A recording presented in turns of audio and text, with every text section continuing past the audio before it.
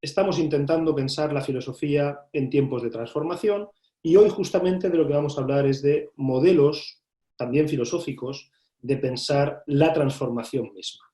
¿Cómo hemos llegado hasta acá? ¿Cómo hemos llegado a este punto en el cual estamos reflexionando sobre la transformación? Bueno, nos iniciamos reconociendo que vivimos en un tiempo de crisis, en el sentido no solo evidente de la crisis social y sanitaria en la que estamos insertos, desde luego a nivel chileno, pero no solo, sino también en el sentido de que vivimos en una forma, en una configuración del mundo, en una configuración humana de las maneras de producción, de las maneras de relacionarnos, etcétera, etcétera, que hacen que todo esté de alguna manera en constante cambio, en constante movimiento, que las certezas duren cada vez menos, que todo sea cada vez más obsolescente, ¿verdad? Quede cada vez más rápidamente obsoleto, y por lo tanto que lo que parecía sólido inmediatamente se vuelva de nuevo líquido. Por eso empezamos hablando de esa idea de la modernidad líquida como un tiempo de eminente crisis.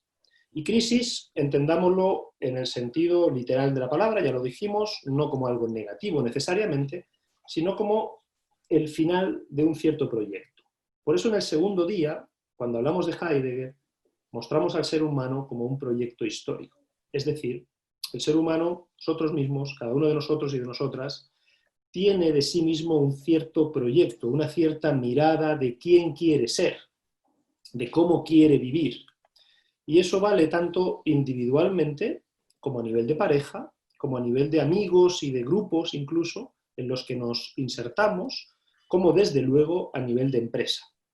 Y esto todavía tiene una dimensión más profunda, si quieren ustedes, que es la dimensión país, que Rodrigo nos ha estado mostrando, ¿verdad?, a través de la mirada histórica a, bueno, las decisiones históricas que tomamos en Chile y desde las cuales hemos configurado un cierto proyecto de país que a través de la educación nos marca a cada uno de nosotras y de nosotros. A mí un poco menos, porque yo vengo de una historicidad un poco distinta, pero en todo caso, esta es la que nos parece relevante para nuestro contexto. Pensémoslo a nivel individual. Supongamos que alguno de nosotros, pongamos por caso, quiso estudiar ingeniería, algo que muchos de ustedes seguramente han estudiado, si es que no la mayoría. ¿Por qué hizo eso? ¿Qué mirada de sí mismo tenía hacia el futuro? ¿Qué era lo que lo movía a ello? Cada uno que se lo plantee, ¿verdad? ¿Por qué tomó el camino en la vida que tomó? ¿Desde qué proyecto de sí misma o de sí mismo hizo y decidió los pasos que finalmente fue llevando a cabo? ¿Por qué estudiar esa cosa y no otra? Porque en mi casa me lo dijeron, porque es lo que había estudiado mi papá, porque en el contexto se suponía que tenía un cierto prestigio, porque proyectaba buenas posibilidades de vida, ¿verdad?, en términos pecuniarios. Todo eso tiene que ver con motivos por los cuales nos proyectamos en una cierta dirección. Nos metemos en un cierto proyecto. Pero esos proyectos pueden entrar en crisis, eso es lo que queríamos señalar el primer día. Ese mismo proyecto puede llegar el momento en el cual nosotros consideremos que ya no tiene más sentido, que por lo que sea ya no nos hace más sentido. A lo mejor porque otros yoes nuestros que hemos ido cultivando de manera quizá marginal, y eso de las prácticas marginales es un tema que ya vimos con Kuhn y que hoy vamos a volver a ver con Cristian, ¿verdad? Esas prácticas marginales de nosotros mismos han ido cobrando relevancia, se han ido volviendo más importantes para nosotros y de repente nos queremos dedicar, por ejemplo, a la literatura. Lo que creemos que tiene sentido para nosotros y para nuestra vida, aquello a lo que queremos dedicarnos, ya no es necesariamente este tipo de vida, sino que es otro.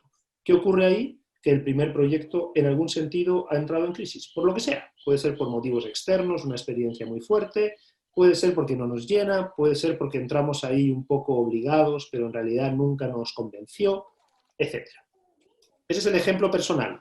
Si pensamos en una pareja, también a menudo entramos en proyectos de pareja porque creemos que ese es un lugar adecuado para nosotros, porque nos proyectamos ahí, pensamos que eso tiene un recorrido, y no solo cualquier recorrido, sino que de alguna manera vamos a poder realizar más propiamente lo que somos y hacer que esa persona que está con nosotros también realice su ser más propio, por decirlo con Heidegger.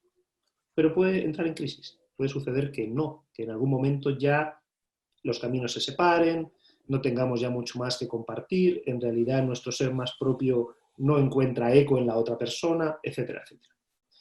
Piensen lo mismo con amigos, cuántas personas seguramente han sido muy amigas de ustedes en un momento de la vida en el que compartían algo con lo que vibraban los dos o las dos, y sin embargo después, de nuevo, los caminos también se dividen y ya no hay ese fondo, ese proyecto común que permite esa amistad, ¿verdad?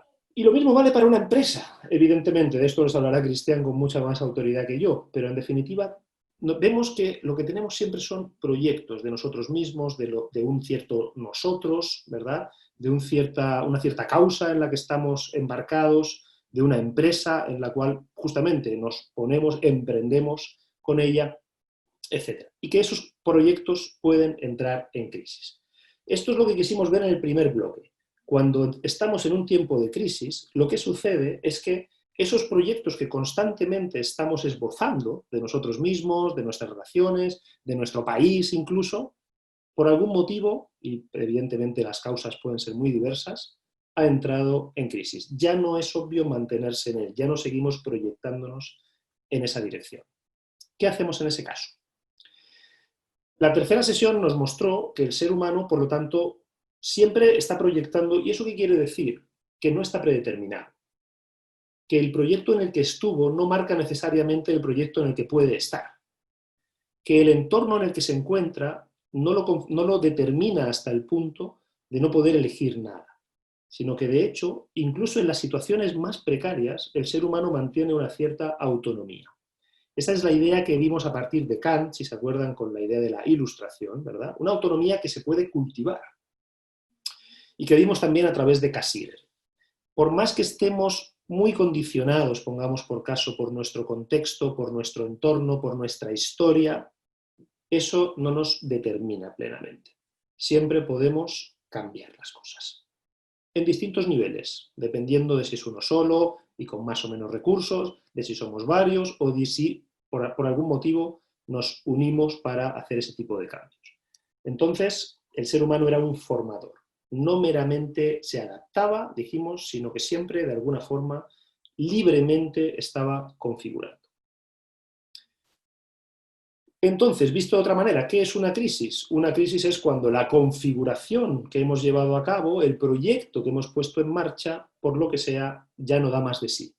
O presenta problemas que es necesario revisar y que pueden ser de fondo, no meramente marginales, acuérdense de Kuhn, pueden surgir algunos aspectos que nos hacen dudar del paradigma, pero todavía nos mantenemos en él. Pero puede llegar un momento en el que esa manera de ver las cosas, porque finalmente fíjense que detrás de todo proyecto hay una manera de entendernos a nosotros mismos, pero también de entender todo lo demás, la realidad entera. Y esa manera de ver las cosas, por lo que sea, ya no se sostiene. Necesitamos en algún sentido cambiarla. La realidad nos muestra que no podemos seguir viviendo de esa forma. ¿Qué hacemos cuando sucede eso? El primer modelo que vimos la semana antepasada, la última clase, fue justamente el de Husserl, es decir, el intento de recuperar el proyecto. Y recuperarlo yendo a su origen, por así decir, intentando ver, por ejemplo, ¿y por qué estudié ingeniería realmente? ¿Fue realmente porque mis padres me dijeron o no? Había algo ahí que a mí me movía, había algo ahí que era propiamente mío, pero por el camino lo he perdido.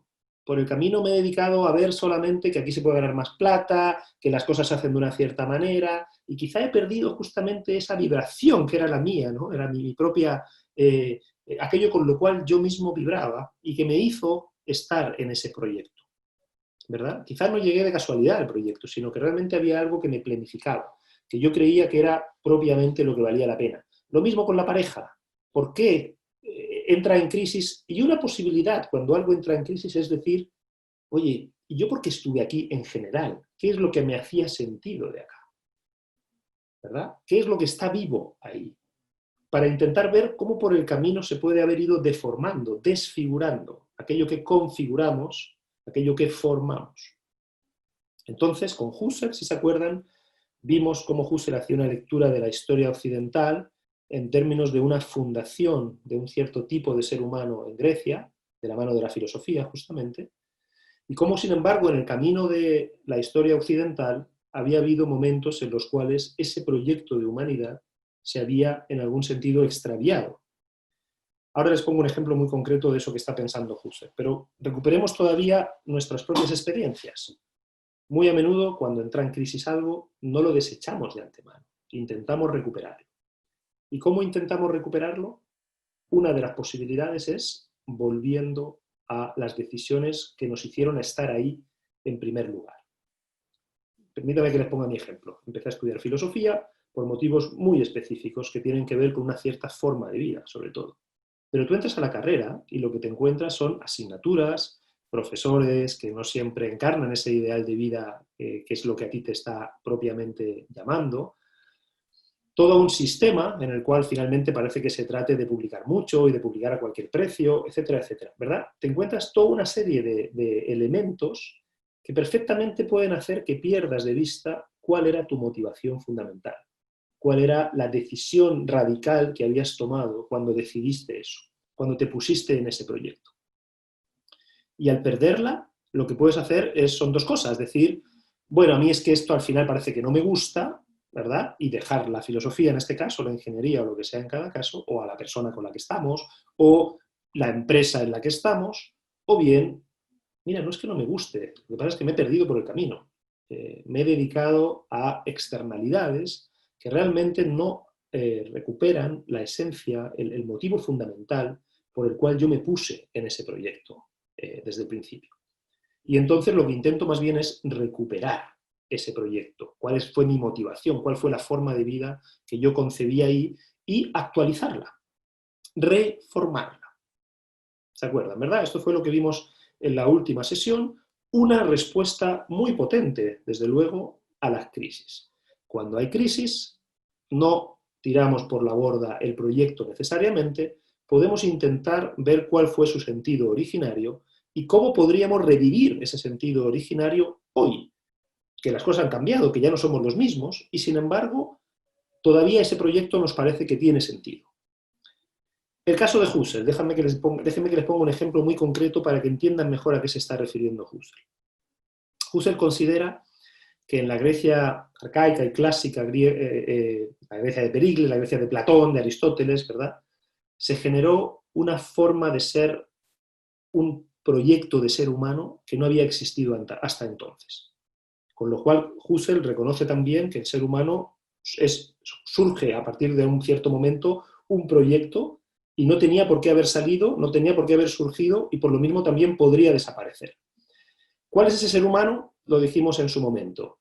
Un ser humano que quiere ser autónomo, que no quiere depender no quiere ser una persona meramente obediente, que necesita una autoridad para que le diga lo que tiene que hacer, que necesita una autoridad para que le diga cómo tiene que pensar, sino que intenta determinarlo por él mismo, con sus propios medios, con sus propias facultades.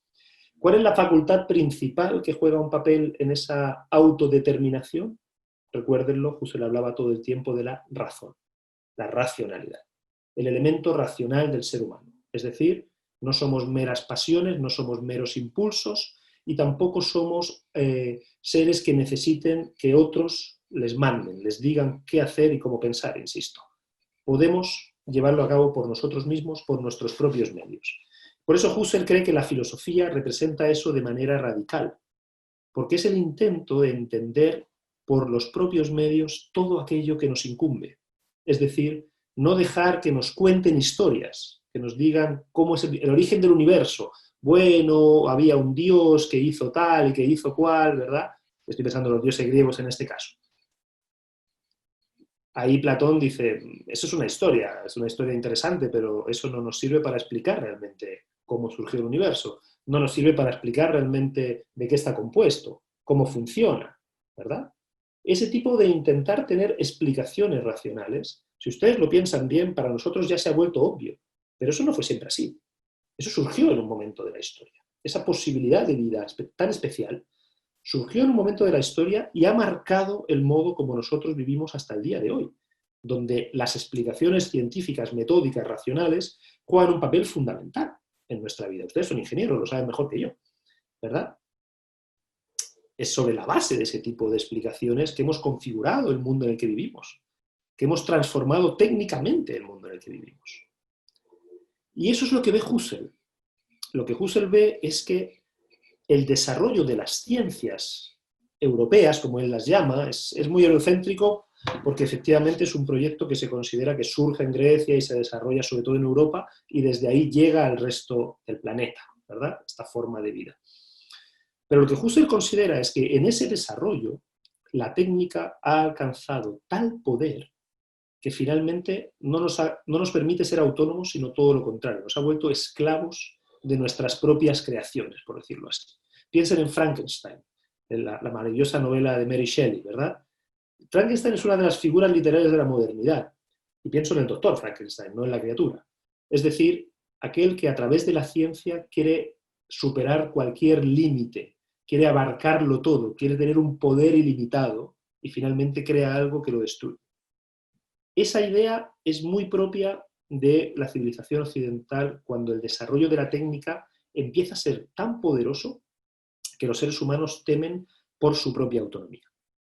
Bien, y ahí es donde Husserl dice, aquí hay una crisis, estamos viviendo de una manera crítica, no tenemos ningún control ya autónomo, no tenemos la capacidad de decisión y de autonomía que estábamos buscando, y entonces tenemos que recuperar esa racionalidad que nos vuelve autónomos. Demos un paso más para el contenido de la sesión específicamente de hoy. Hegel. Voy a meter algo de Hegel muy brevemente porque de Hegel les voy a hablar la próxima semana, ¿de acuerdo? Pero Rodrigo va a hablarles hoy de Hegel y por lo tanto le voy a poner una mínima base. Para Husserl, la racionalidad que se fundó, esa idea de vivir según la razón que se fundó en Grecia, como vimos, tiene una trayectoria casi que de sierra, yo diría que cordillerana, ¿verdad?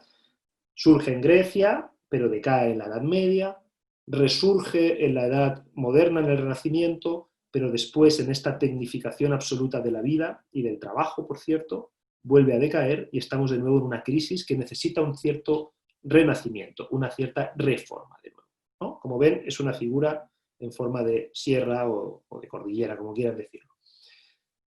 Hegel, sin embargo, va a decir, no, la racionalidad nunca ha estado en crisis. Hegel tiene un modelo histórico así. Bueno, es más complejo que eso, pero el próximo día se lo explico mejor. Pero en cualquier caso, no hay un retroceso, no hay momentos de decadencia. Hay momentos de crisis que sirven para reencontrarse todavía más. Para Hegel, así como para Husserl, en el origen es donde se da la forma más pura, que luego se puede ir perdiendo y hay que recuperar, ¿verdad? Es el origen, si se dan cuenta, en la forma de entender la historia de Husserl, perdón, el origen es el momento más importante. Ahí se fundó algo que luego se pierde y que luego hay que ir recuperando. Para Hegel, sin embargo, el momento más importante es el final, no es el inicio, es el final. Hay racionalidad en todo lo que hacemos, según Hegel. Todo lo que es humano es racional, aunque no lo parezca en primera instancia. En realidad es porque todavía estamos viviendo con una mirada antigua. Si somos capaces de desplazarnos, nos damos cuenta de que lo nuevo no es irracional, lo nuevo también es racional y es necesario para el progreso. Hegel es casi el filósofo del progreso, podríamos decir. Y del progreso, por cierto, de la razón. No hay irracionalidad en esas supuestas caídas que Husserl veía. Para Hegel esos son momentos necesarios en los que se aporta una nueva idea. Para Husserl el cristianismo, por ejemplo, era decadente porque se creía en la fe y en la autoridad y por tanto se perdía la autonomía. Y hizo falta el Renacimiento para volver a la ciencia como un modo explicativo autónomo, ¿verdad? Racional, plenamente racional, no basado en dogmas de fe. Para Hegel no es así. Para Hegel, con la Edad Media, surgen principios fundamentales para la vida moderna, como por ejemplo que todos somos iguales, cosa que no pasaba en la Grecia antigua, donde había esclavos, y donde una gran mayoría de los seres humanos no eran reconocidos como iguales. Sin embargo, el cristianismo aporta eso, y al aportar esa idea de que todos somos iguales, porque todos somos hijos de Dios, está poniendo un paso fundamental para el desarrollo de la razón, porque está diciendo todos somos exactamente igual en tanto que todos somos seres racionales.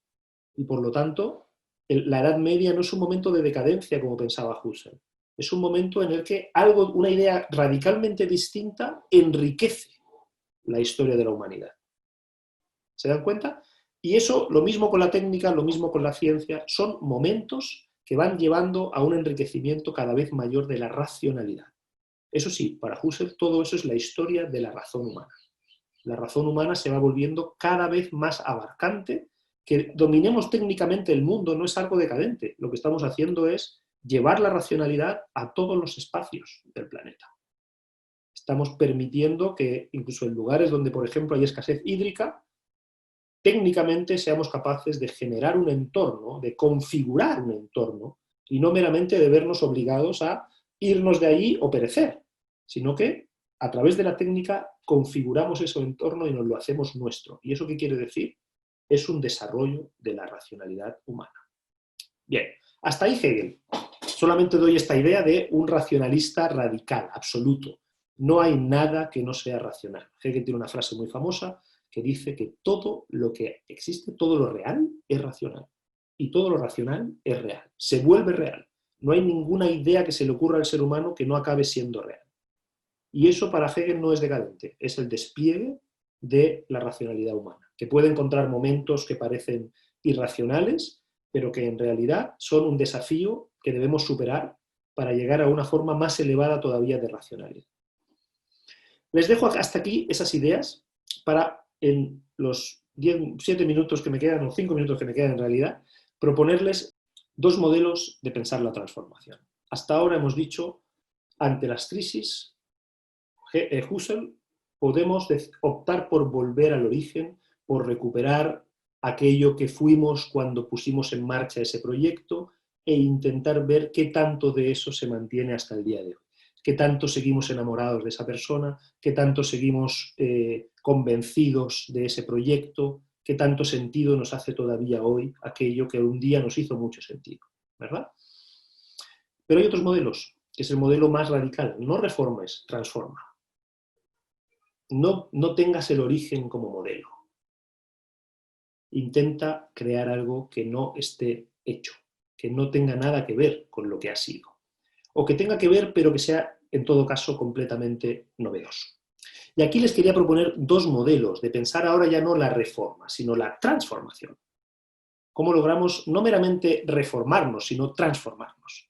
No meramente recuperar el proyecto originario, sino transformar el proyecto, completamente. Ser capaces de una respuesta distinta, ¿verdad? No solamente una actualización de una respuesta antigua, sino otra respuesta, que no es antigua, que no ha sido dada, que no ha sido heredada, que no ha sido ni siquiera nuestra todavía, que puede serlo por primera vez. Aquí hay una primacía absoluta del futuro también, como ven, sobre el pasado, como pasaba en Husserl, ¿verdad? Una primacía absoluta del futuro, pero les voy a presentar dos versiones de esa primacía. Una versión más moderada, diré yo, y una versión más radical. La versión más moderada la representa sobre todo Heidegger y también un discípulo de Heidegger que se llama Gadamer, del cual algún día, seguramente la próxima semana, algo más les diré. ¿Por qué es una versión moderada? Recuerden lo que dijimos cuando vimos a Heidegger. Para Heidegger, el ser humano es un proyecto histórico. Es un proyecto, es decir, apunta hacia el futuro, pero es un proyecto que hereda un pasado. No parte de cero. Estamos en un cierto contexto ya, en una cierta mirada, tenemos una cierta historia. Acuérdense cuando vemos esa parte de Chile. Hay unas ciertas formas de ver las cosas que ya están en nosotros. No podemos elegir eso, pero sí podemos elegir qué hacemos con ello. En ese sentido digo que es una transformación, llamémosla moderada. ¿Por qué? Porque no es ciega al pasado, intenta apropiarse del pasado. Intenta darse cuenta, un poco como hacemos con Rodrigo, de cuáles han sido los condicionantes históricos que están marcando nuestra forma de ver, para no dejar que operen de manera automática, para poder en algún sentido ponerlos en discusión, someterlos a crítica y ver qué tanto de ello puede ser algo valioso para un futuro. Pero desde luego mirado siempre desde el futuro, sin darle ninguna primacía a ese pasado, sin considerar que ese pasado deberíamos recuperarlo o deberíamos reformarlo y ojalá mantenerlo, sino que, en realidad, veamos qué podemos hacer con él. Tenemos que dar una respuesta nueva. Una respuesta nueva que, sin embargo, tampoco va a ser 100% nueva, porque en algún sentido va a ser una respuesta que siempre tenga en cuenta nuestra tradición, nuestro pasado, lo que hemos sido hasta el momento. ¿De acuerdo? Esa sería entonces la versión más moderada, como yo la quiero llamar, de transformación. ¿Por qué es transformación? Porque su foco está en el futuro. Hay que crear algo que no existía. Pero hay que crearlo considerando lo que ha existido, por decirlo así. El pasado no vamos a poderlo borrar, pero podemos reconfigurarlo, resignificarlo, criticarlo radicalmente, apartarnos de él y dar respuestas que no habían existido hasta el momento. ¿De acuerdo? Si piensan en Chile en este momento, seguramente después habrá referencias a eso, desde luego ese sería un posible camino. El de Husserl es otro, ¿no? Volvamos a la fundación, que sé yo, portaliana, por ejemplo, e intentemos actualizarla. El de Heidegger sería, y Gadamer sería, no ignoremos el pasado que nos configura sin duda alguna, pero tampoco dejemos que sea tan fuerte sobre nosotros que nos impida ver hacia dónde queremos ir propiamente. Y acuérdense esa idea de la propiedad en Heidegger, ¿de acuerdo? ¿Qué queremos ser propiamente? No que hemos sido, ok, lo que hemos sido importa, pero ¿qué queremos ser propiamente? El último modelo que les quería presentar es el que llamo de transformación radical. Y esa es una transformación infinitamente más potente.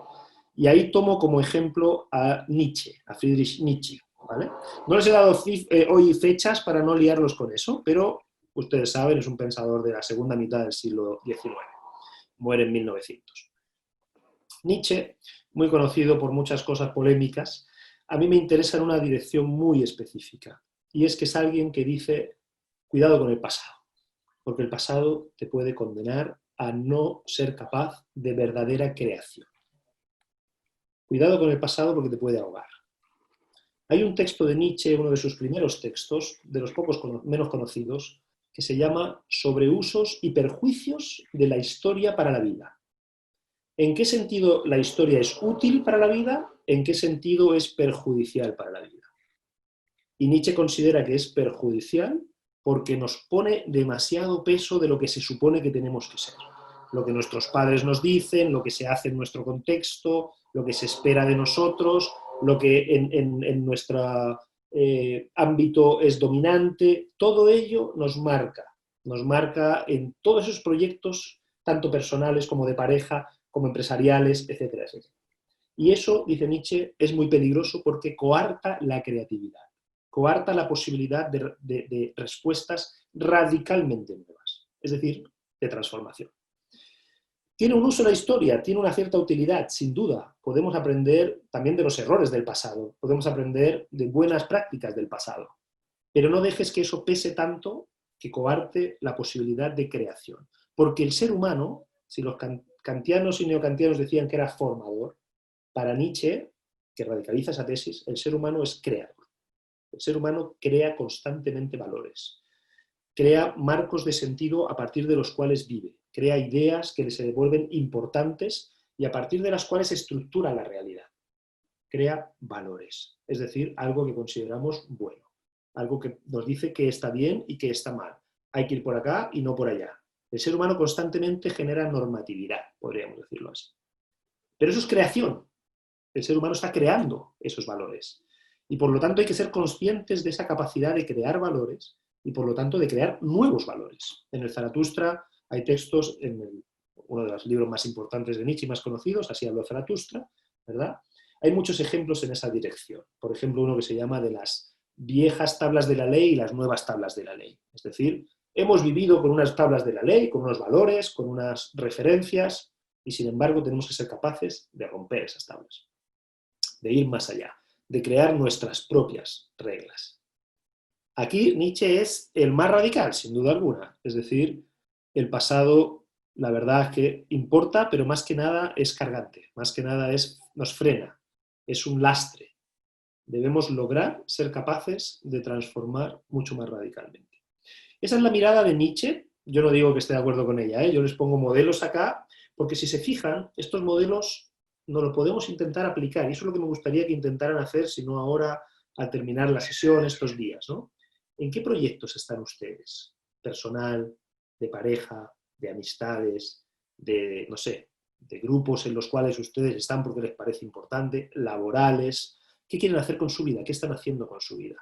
¿De dónde han sacado esas ideas? ¿Por qué hacen eso y no otras cosas? ¿Qué valoran ahí? ¿Qué valores están rigiendo su forma de proyectarse. Primero. Segundo, si algo de eso ha entrado en crisis, y desde luego la crisis global hace que por lo menos nos estemos replanteando unas cuantas cosas, ¿qué modelo les hace sentido para reorientarse después de estas crisis? ¿Un modelo más como Husserl? Creo que tengo que recuperar quién fue y desde ahí decidir quién voy a ser. ¿Un modelo como el de Heidegger? Es importante quién he sido, pero tengo que decidir ante todo quién quiero ser. ¿O un modelo como Nietzsche? Olvídate de lo que has sido y plantéate radicalmente quién quieres ser.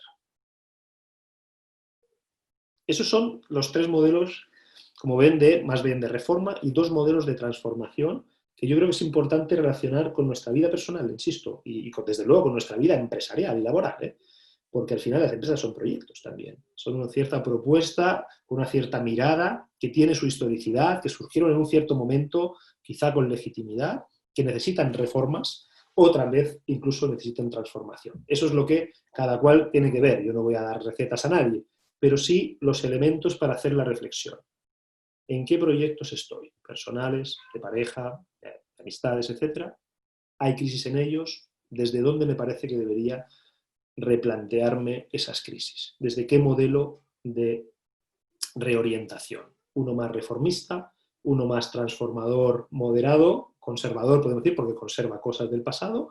¿O uno más transformador, radical, que en realidad idealmente no quiere conservar nada del pasado? Ve el pasado más bien con ojos negativos y quiere algo radicalmente nuevo.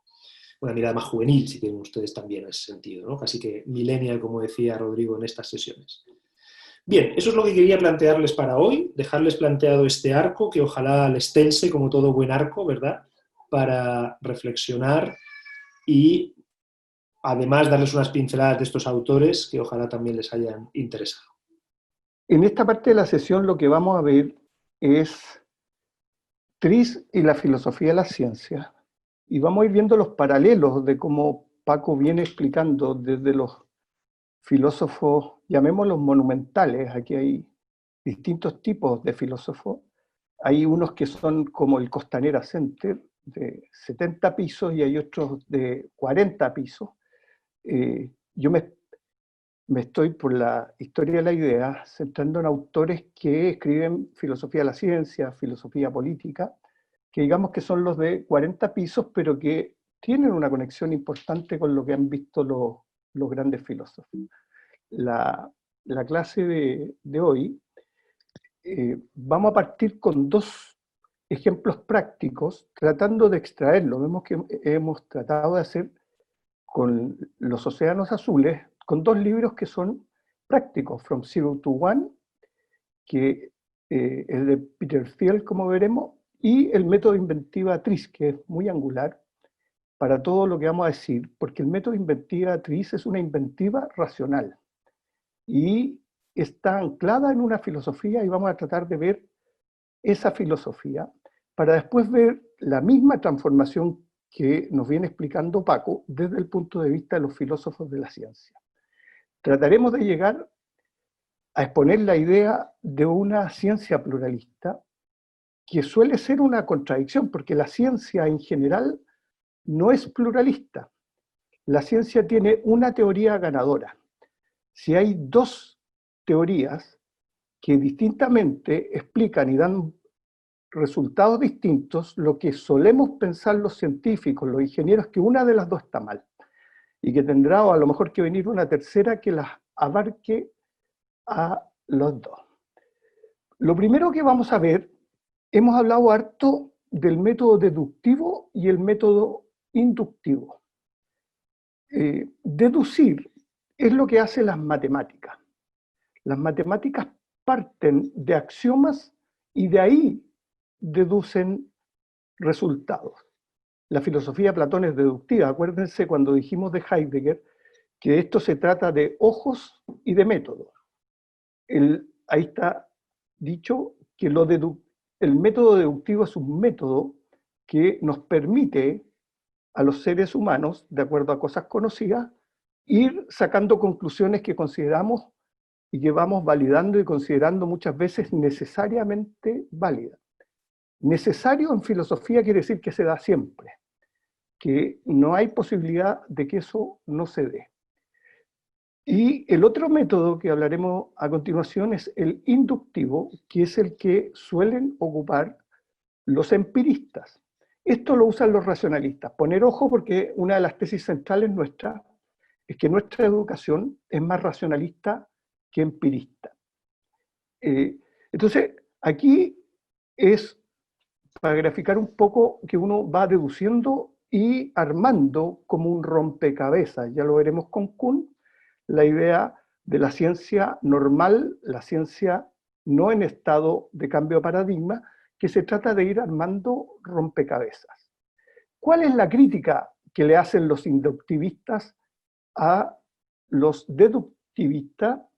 Les dicen, oye, usted, como no inducen nada, tienen que ir todas las veces al teatro para ver si la película cambia de final. Son incapaces de hacer una prognosis. Por otra parte, los inductivistas, que son los empiristas que vienen desde el lado inglés, miran la realidad y miran los hechos concretos y deducen comportamientos. En general, por muchos años, desde Hume, se consideró que la ciencia era inductivista y como veremos en un rato más, Popper es quien se opone a esa visión. Entonces, tirándole el combo de vuelta, los deductivistas le dicen a los inductivistas que ustedes son como los pavos, que porque el amo les da comida, creen que el amo es bueno, pero no saben que en Thanksgiving van a terminar en un plato de comida, o sea que los están engordando por otro sentido, no porque el amo sea bueno. Dicho eso, quiero tenerlo adentro porque en lo que viene de la charla vamos a ir diciendo si es deducción o inducción lo que estamos viendo. Habíamos quedado, y vamos a usar un libro de negocio muy actual, que plantea límites, otro tipo de límites al método inductivo, no estas bromas que se echan unos a otros. Habíamos dicho que el jaque que le habían dado los románticos a los racionalistas era, oye, dime dónde estaba la canción antes de ser cantada, porque la canción no estaba en ni una parte. No hay tal rompecabezas, no se puede deducir con la razón lo que no existe y lo que está por crearse. Eso es angular para el minuto de la creatividad que estamos tratando de ver. Peter Thiel, que escribió este libro, en realidad es un emprendedor. Él hizo PayPal e hizo este libro, From Zero to One. ¿Qué quiere decir acá él? Él se dio cuenta, lo que los filósofos se habían dado cuenta mucho antes, y que lo podemos anclar en esta dicotomía racional romántico, de que no es lo mismo actuar cuando hay algo en donde uno puede aplicar el método inductivo para adelante, de uno para adelante las cosas son fáciles, y por eso se transforman en mares rojos. Él cree que el secreto de los negocios es avanzar de 0 a 1, o sea, de cuando no hay nada a cuando hay algo. Y esos son lo que llamaríamos los océanos azules. Él fue el fundador de PayPal, o sea, socio de Jeff Bezos, y escribió este libro que solo se concentra en ese momento, en esa idea para los startups de crear algo nuevo, de concentrarse en dar un golpe a la cátedra. Entonces, lo que él está planteando a lo Kant es los límites del método inductivo y la adecuación de la herramienta. Las herramientas para comportarse en un mar rojo son racionales, o sea, en el mar rojo se puede inducir, se puede sacar leyes, habíamos dicho que es como los planetas, que orbitan en una manera tan predecible que es fácil apearse al caballo. Y habíamos dicho que a los chilenos nos falta, esta es una tesis, que nos falta imaginar y nos falta pensar. Para hacer algo desde 0 a 1 hay que imaginar y hay que pensar. Entonces, esto también es una crítica, como veremos más adelante, que hizo Popper a Hume respecto del método inductivo. Hasta acá dejamos esto para pasar a Tris. Tris, habíamos dicho con anterioridad, que lo hizo Altschuler mirando patentes. O sea, lo que ocupó es método deductivo, mira la realidad y deduce de ahí principios de inventiva. Entonces, y habíamos dicho que es muy relevante lo que él ve, porque en esta categorización, que ya la hemos repetido varias veces, hay posibilidad de crear océanos azules, incluso con cosas tan simples como hemos dicho, como cambiarle el color a los autos. En consecuencia, nosotros no tenemos que renunciar a la posibilidad de crear un océano azul porque seamos racionalistas. Yo creo que esa sería una mala conclusión. Él lo que hace es deducir a partir de estas patentes 40 principios, de los cuales vamos a hablar solo de algunos de estos 40 principios. Lo relevante es que al mirar esto, lo que está haciendo Altschuler es aplicar un método kantiano. Ve el invento, lo que es firme y real, el invento que le pasaron a patente, y él trata de deducir qué principios tiene que haber ocupado el inventor para que ese invento sea posible. Ese es un método que en filosofía se llama trascendental. A Altschuler todos lo califican de hegeliano porque lo más evidente de su filosofía es hegeliana, pero yo quiero que sostener acá la tesis de que él es kantiano y hegeliano. En consecuencia, ellos dos están detrás de este método que vamos a empezar a ver. Él podría perfectamente haber dicho que mi método es de Hegel, pero que los ojos me los puso Kant, porque Kant es el autor que nos enseñó que nosotros, la razón no puede evitar anclar todas sus verdades en ciertos principios fuertes. Entonces, veamos algunos de estos principios. El principio 13 de la tabla anterior habla de la inversión. Esto en filosofía es el giro copernicano, ver las cosas al revés. Es lo que hizo Copérnico cuando todos estaban convencidos de que la Tierra era el centro del universo y invirtió el tema. No, ¿saben? El Sol es el centro y nosotros giramos alrededor de él. Es lo que se dice, por ejemplo, Heidegger dice que Nietzsche hace un platonismo invertido. En lugar de fijarse en las ideas, se fija en la realidad. Entonces, hay una manera de inventar usando el principio de mirar las cosas al revés. Otro principio que aparece ahí, que es el principio 2, es el de la extracción, como si estuviéramos extrayendo petróleo. ¿Cómo opera el principio de la extracción? Por ejemplo, las gaviotas estaban en el mar, todos cuando hemos ido al paraíso, está en la caleta Portales, vemos gaviotas. Y resulta que estas gaviotas subieron a la Universidad de Santa María y como ahí son expertos en tris, ellos usaron el principio de extracción para eliminar las gaviotas y efectivamente si uno va a la universidad no hay absolutamente ninguna gaviota. ¿Cómo lo hicieron? Bueno, las águilas son los depredadores naturales de las gaviotas. Entonces lo que hicieron ellos es extraer el ruido que emiten las águilas, pusieron unas sirenas y emitieron el sonido de las águilas. Y con eso se les acabó. Es lo mismo que hacen en los aeropuertos para espantar, porque les molestan, por ejemplo, todos esos pájaros que le causan peligro a los aviones al aterrizar y al despegar. Otro principio interesante, que es el principio 14 que descubrió Altschuler, es el principio de la curvatura. Lo que pasa es que para que las latas tengan una resistencia se requiere ir engrosando para aumentar la resistencia del material. Como hay gas ahí adentro, ustedes se acuerdan, estas latas que nosotros tomábamos Coca-Cola al principio, cuando se empezaron a crear, eran cuadraditas. Y las latas hoy día son mucho más livianas, con el consiguiente ahorro de material, porque las curvaron arriba, como la lata que aparece en la derecha, y las curvaron abajo, lo que permite ocupar muchísimo menos material. Entonces, este es un invento notable, que a los camiones de la minería antes eran cuadrados, y se les hizo una curvatura, y este solo invento permitió que los camiones transportaran 2 toneladas más de material, o sea, cada viaje era 2 toneladas más rentable por poder adelgazar y mantener la resistencia del El último principio, la resistencia del camión. El último principio que vamos a hablar es el principio 1, que lo hemos visto en muchos lugares y que es la segmentación. Por ejemplo, algunos inventos con segmentación son estas ventanas, que permiten solucionar unos problemas que notablemente Altshuler después los coloca, como veremos, en una matriz de inventiva. Eso también, esas ventanas que son, por ejemplo, las persianas Luxaflex, usan también la segmentación. O las antenas usan el principio de segmentación.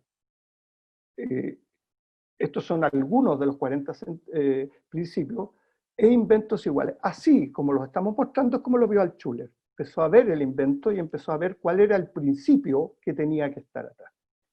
Lo más visible de lo que hizo Altshuler es que él además determinó los parámetros que solían contradecirse y encontró los 39 de la izquierda y los 38 de la derecha, y lo notable es que Altshuler después no le encontraron prácticamente ninguno más, no se ha encontrado con todo el avance tecnológico desde que él se fue a Israel y que los israelitas vieron esto y lo encontraron una maravilla y empezó a hacer el sistema de educación en casi todos los países OCDE, pero Corea fue el líder en esto, como lo veremos en un rato más. No han encontrado más. Y estos se contradicen, estos principios, y los colocó en una matriz así, y colocó ese numerito que aparece ahí, 15, 8, 29, 4, por ejemplo, que aparece en 1,3, es el principio que resuelve esa contradicción. Y esta matriz que es así, en realidad no es así, es así. Y él descubrió todos esos principios, pero los puso exactamente donde era la probable respuesta. A mí me cuentan los expertos en TRIZ que cuando llegan inventores y les muestra esta matriz, los chatos dicen, oye, es increíble, si yo hubiera visto esta matriz, no me hubiera gastado 7 o 10 años en encontrar esto, y probablemente ese principio aún es oculto para el que inventó, ni siquiera se dio cuenta que actuó filosóficamente, que la verdad es que encontró un principio y ese principio resolvía el problema. Entonces, ¿y qué va pasando? Que lo que va viendo Altshuler es que en el desarrollo, y él pertenecía a una sociedad industrial, en el desarrollo de los productos se van dando saltos cualitativos. Ese salto, como iremos viendo después, es el salto que después en filosofía lo podríamos nosotros asimilar a los cambios de paradigma de los que habla Thomas Kuhn. Entonces, lo importante es que la experiencia de TRIZ es que en 1980 Corea era un país que inscribía menos patentes que Chile. Estamos hablando tan solo de 40 años atrás. ¿Qué hicieron ellos? Capacitaron a 10.000 ingenieros. Fíjese qué fácil. 10.000 ingenieros para aprender TRIZ primero que nada y lo incluyeron en el currículum escolar. Y 20 años después, ya por el 2000, Corea estaba transformado en 2010, creo, en el segundo país que más patentes inscribía en el mundo.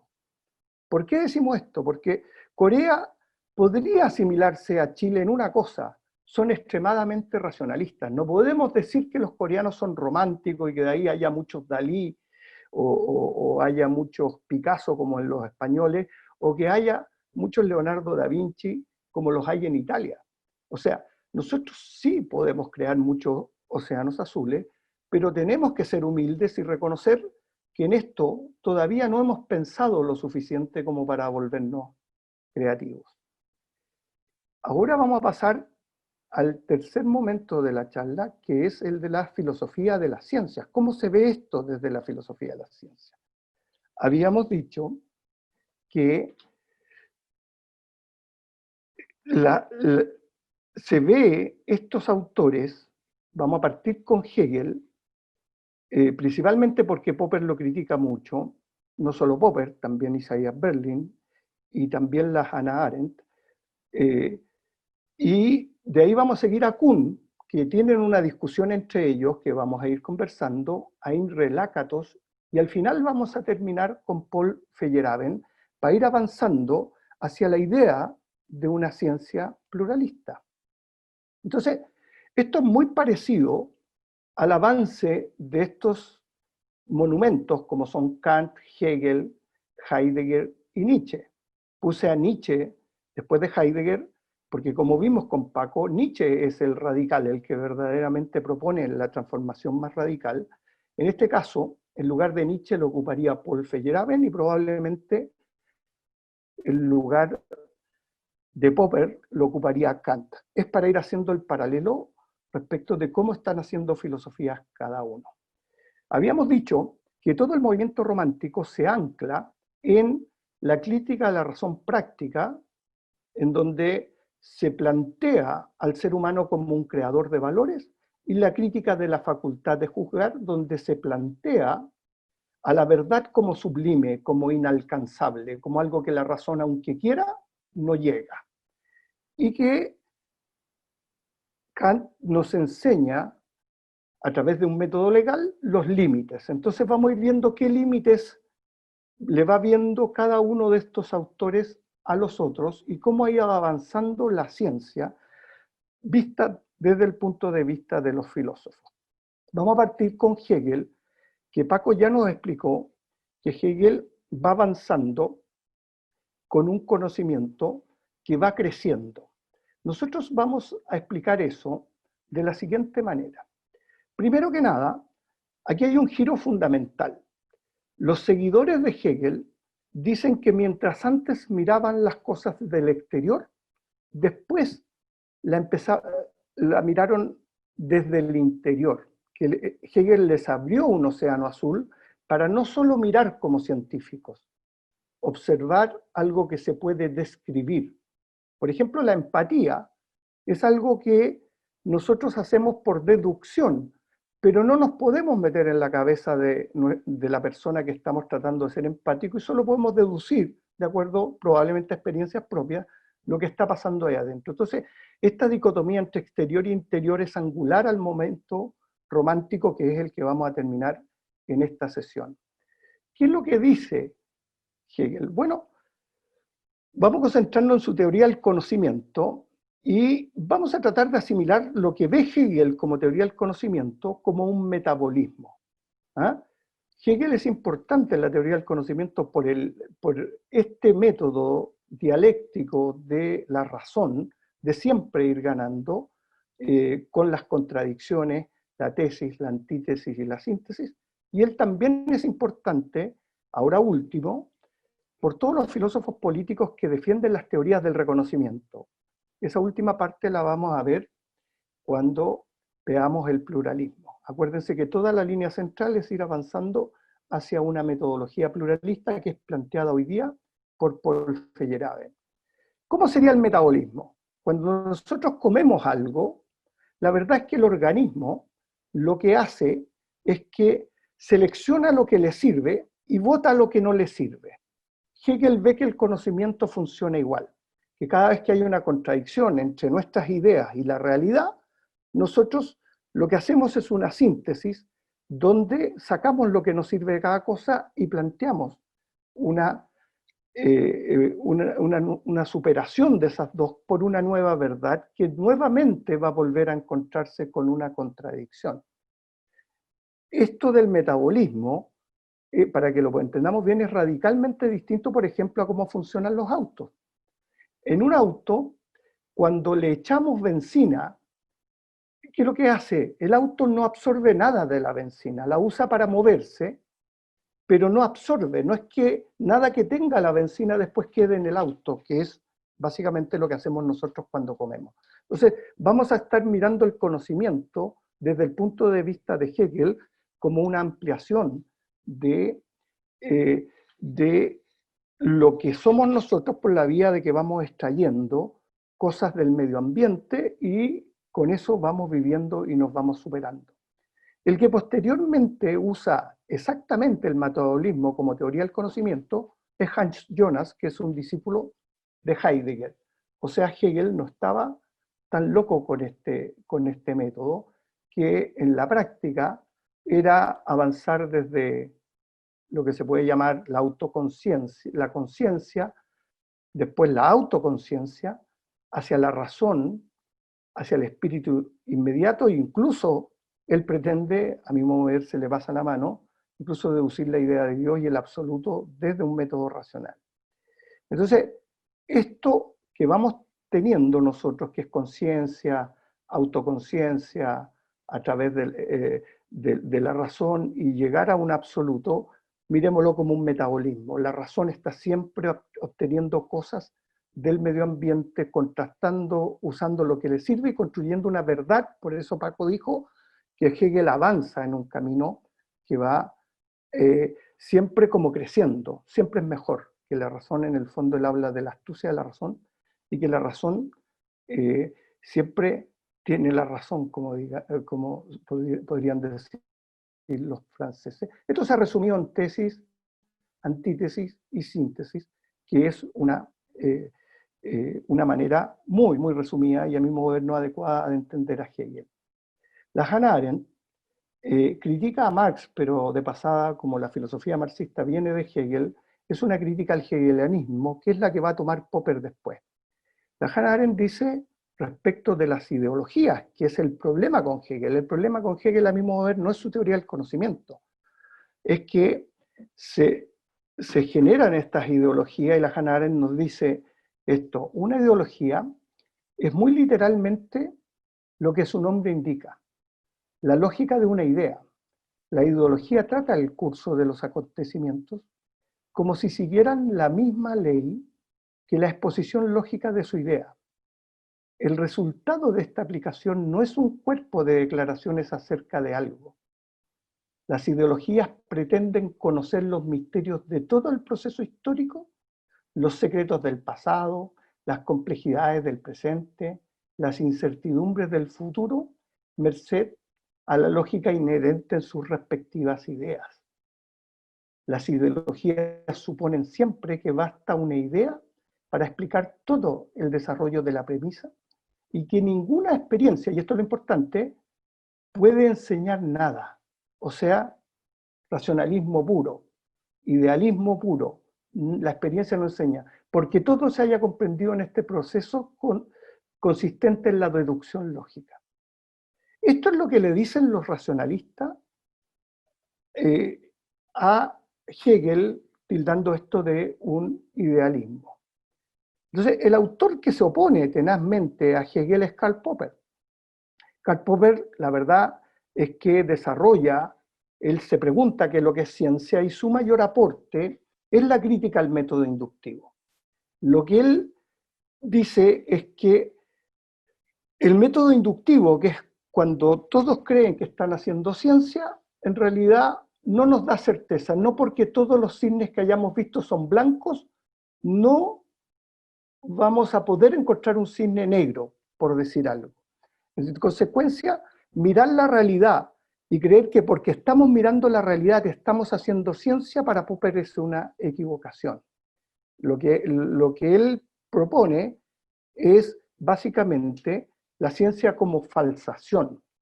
O sea, lo que puede ser falsado, lo que puede ser demostrado equivocado, es ciencia.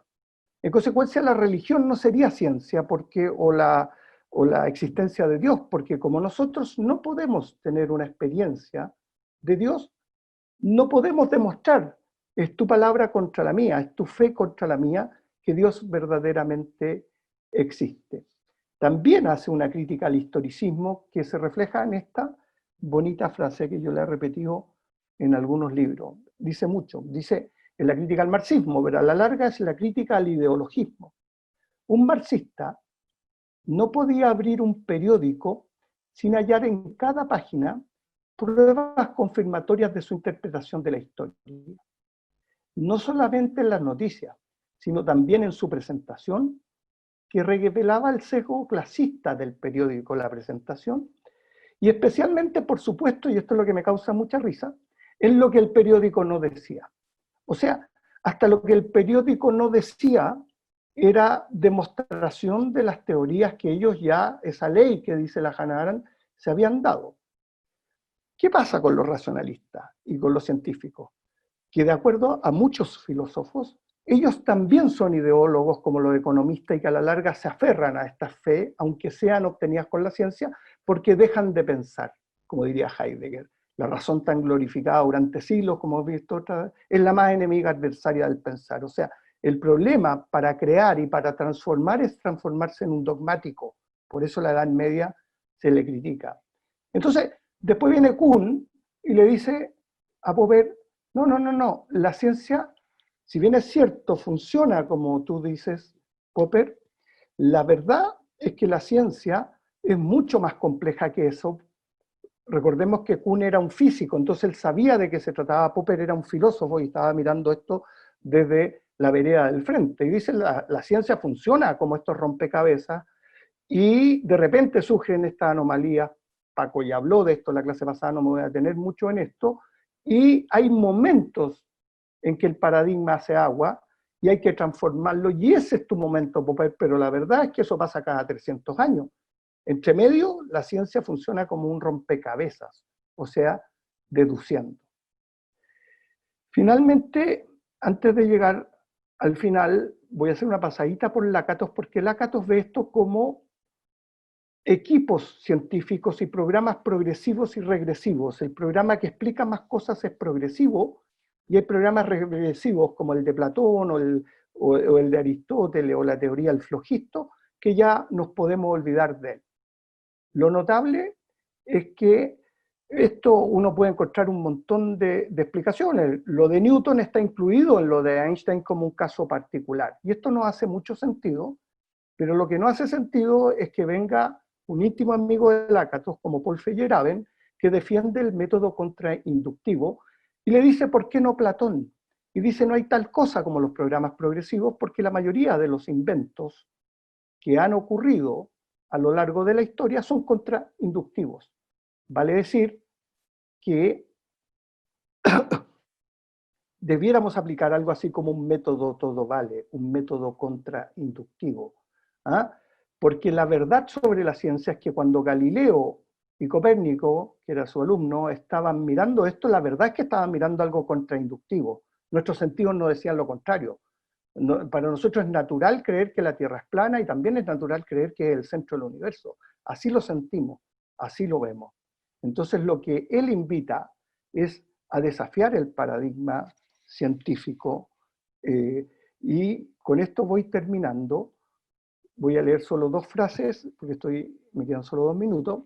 Él rescata esta frase de Hans Richter: el reconocimiento de que la razón y la antirrazón, el sentido y el sinsentido, la determinación y el azar, conciencia e inconsciencia, y él mismo añade humanismo y antihumanismo, se pertenecen mutuamente como elementos necesarios del todo. Este era el mensaje primordial de Dada. Esto lo dice en su libro ¿Por qué no Platón? Pero lo más relevante es que se ancla en un científico de peso como Albert Einstein, y con esto termino, que Albert Einstein decía, las condiciones externas que los hechos de la experiencia imponen al científico no le obligan, sin embargo, a la construcción de su sistema conceptual. O sea, no estamos obligados a nada. A circunscribirse a un único sistema epistemológico. O sea, no estamos obligados a optar por un sistema epistemológico de conocimiento, en el fondo. Por esto, a los ojos de un teórico del conocimiento, como sería Popper, sistemático, aparecerá como un oportunista sin escrúpulos. ¿Han escuchado eso? Se cambia de principio según le conviene. Bueno, esto es lo que dice el propio Einstein. Ya dejaremos el tema de la ciencia pluralista para el capítulo del pluralismo, pero necesitábamos pasar por esto para explicar que esto que se ha venido dando también los filósofos lo han visto en la ciencia, la idea de que los racionalistas también nos ponemos dogmáticos.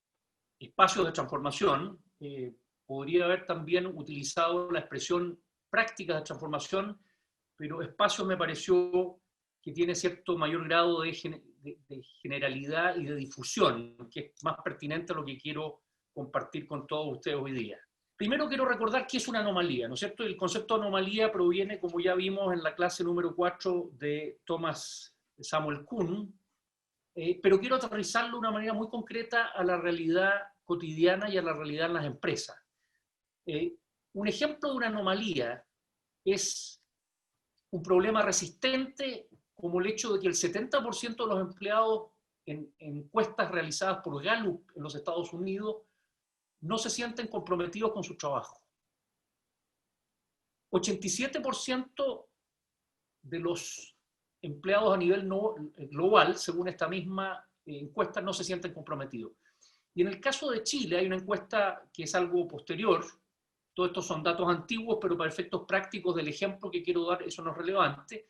La Universidad Adolfo Ibáñez, el año 2014, hace una encuesta en la cual señala que el 54% de la gente se siente infeliz en su trabajo en Chile. Entonces, cuando uno dice hemos dedicado los recursos, el entrenamiento, los posgrados en Estados Unidos y en universidades europeas, de infinidad de ejecutivos, para que la gente esté a gusto y sea productiva, y los resultados que tenemos son estos, y seguramente hoy día no han cambiado sustancialmente, entonces estamos frente a un problema resistente. Esto es una anomalía, esto es algo que el paradigma actual de las empresas y del management no consigue resolver y no consigue explicar. ¿Qué es una práctica marginal? Ese ejemplo, ¿no es cierto?, es el Papa Francisco en su visita a Corea del Sur hace unos 3-4 años atrás, probablemente algo más, y al bajarse del avión, en vez de subirse a un papamóvil, se sube a un vehículo utilitario de pequeño tamaño, en el cual venían algunos funcionarios, lo cual genera desconcierto absoluto. Más allá de la anécdota, esto es un buen ejemplo de una práctica marginal. Lo normal es que un papa se suba a un vehículo blindado de gran tamaño, no que se suba a un pequeño vehículo utilitario con unos funcionarios que no son precisamente el presidente del país tampoco.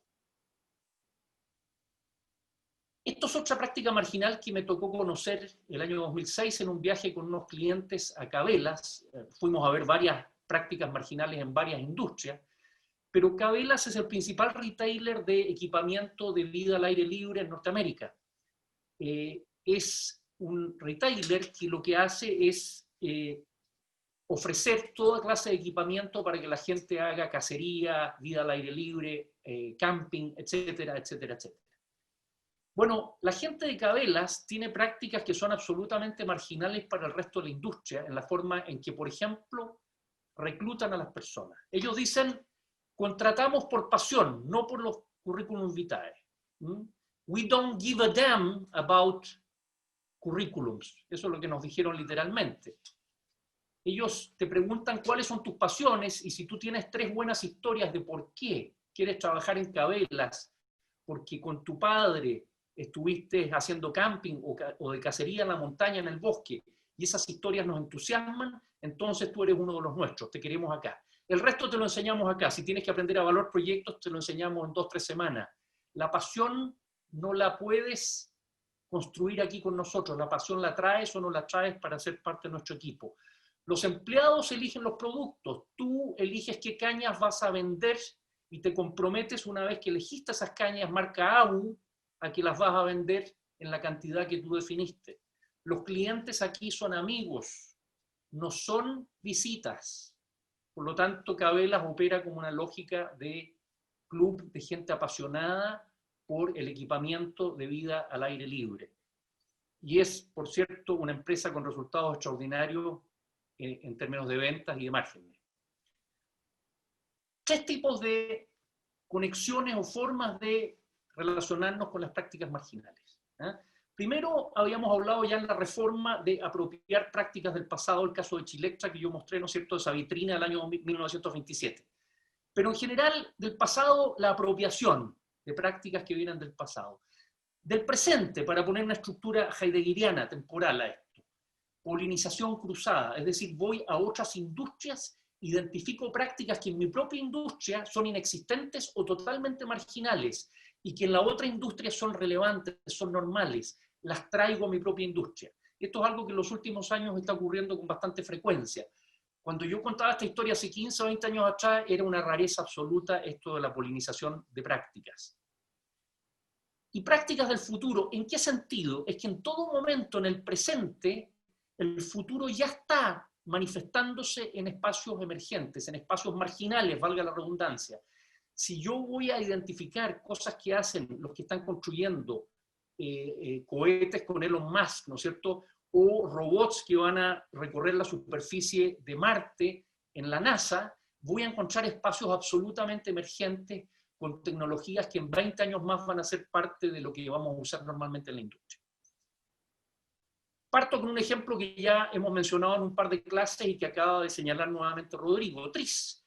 TRIS es algo que existe desde fines de los años 40 y que se ha ido construyendo con mejoras sucesivas, ¿no es cierto?, a través de Altshuler y sus seguidores en la década de los 50, 60 y también en los 70, pero en esencia TRIS ya estaba bastante definido probablemente el año 1960. Se origina en la Unión Soviética y se difunde desde Israel una vez que Altshuler se mueve a Israel.